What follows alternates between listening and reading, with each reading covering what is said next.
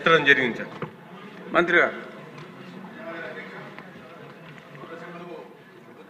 మరింత పరిచయ విషయం మీద వారు ప్రశ్నలు లేవనెత్తారు. వారికి అభినందనలు తెలియజేస్తున్నాను.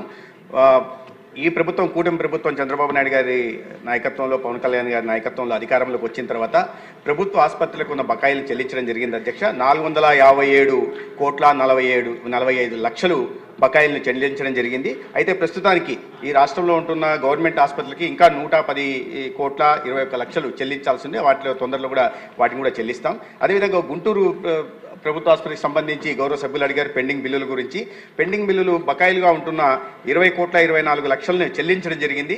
ఇప్పుడు బకాయిలు ఉన్నది 4,09 లక్షలు బకాయిలు ఉన్నాయి. వాటిని కూడా తొందరలోనే చెల్లిస్తాం. అధ్యక్ష, ఈ చిన్న విషయానికి సంబంధించిన నేను ఒక చిన్న క్లారిఫికేషన్ ఇవ్వాలి. ఎందుకంటే రాష్ట్రంలో ఆరోగ్యశ్రీ సేవలు నిలిచిపోయాయని చెప్పి పూర్తిగా ఈ రకంగా నిలిచిపోయిన ఆరోగ్యశ్రీ సేవలు, అదేవిధంగా ఆరోగ్యశ్రీ రద్దు చేసి ప్రజలకు మరణ శాసనం రాసిన చంద్రబాబు అని కొన్ని పత్రికల్లో, కొన్ని ఛానళ్లలో బురద జల్లే ప్రయత్నం చేస్తున్నారు అధ్యక్ష.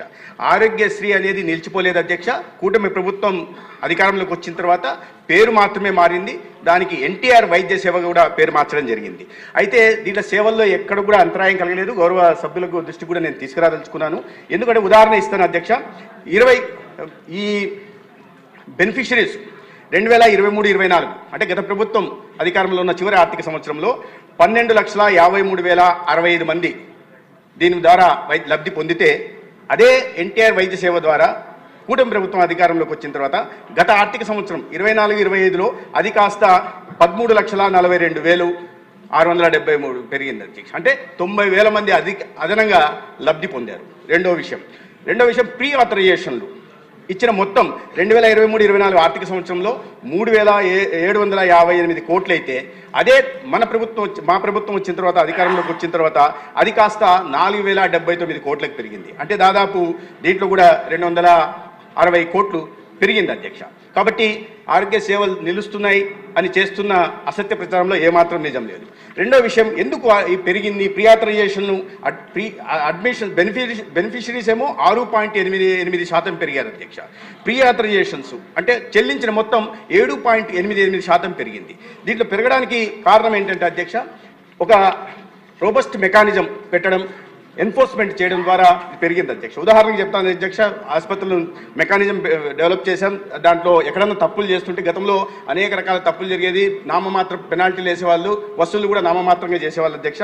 ఉదాహరణకి 23-24 ఆర్థిక సంవత్సరంలో 88 హాస్పిటళ్ల మీద ఈ పెనాల్టీలు వేస్తే 7,68 లక్షలు పెనాల్టీలు వేస్తే దాంట్లో కేవలం 3,74 లక్షలు అంటే 45% మాత్రమే వసూలు చేశారు. వేసిన మొత్తమే 7,65 లక్షలు అధ్యక్ష. వసూలు చేసింది 3,74 లక్షలు అంటే 46%. అదే ఈ ప్రభుత్వం అధికారంలోకి వచ్చిన తర్వాత గత ఆర్థిక సంవత్సరంలో 24-25లో 22,74 లక్షలు, దాదాపు 22,75 లక్షలు పెనాల్టీల రూపంలో వేస్తే అధ్యక్ష, అది కాస్త 19,30 లక్షలు వసూలు చేయడం జరిగింది. అంటే 85% పైగా వసూలు చేయడం జరిగింది అధ్యక్ష. దాని కారణంగానే ఇవాళ నెట్వర్క్ హాస్పిటల్స్ ఏమున్నాయో, గతంలో అన్యాయాలకి అరాచకాలు పాల్పడుతూ తప్పుడు అడ్మిషన్స్ ఇస్తూ తప్పుడు ప్రీ ఆథరైజేషన్స్ ఇస్తున్న ఆసుపత్రులు ఇవాళ తమ పరిధిలో ఉంటున్నాయి. దాని కారణంగా సేవలు కూడా పెరిగాయి.